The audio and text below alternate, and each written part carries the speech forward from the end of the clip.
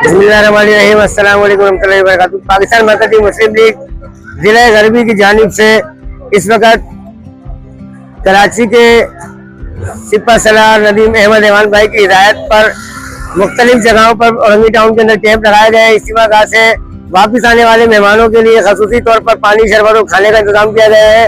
मैं उमर कैंप खानी पाकिस्तान मरकजी मुस्लिम लीग जिला غربی का सदर यहाँ पे इस वक्त मौजूद हूँ और अल्हम्दुलिल्लाह हमारे औरंगी टाउन में मुख्तलिफ कैंप लगे हुए हैं जहाँ पे हमारे भाई वर्किंग कर रहे हैं। ندیم احمد اعوان भाई की हिदायत पर यहाँ पे खाने, पानी और शरबत का इंतजाम किया गया है। भाइयों से गुजारिश है कि अंदर भाइयों को दिखाएं।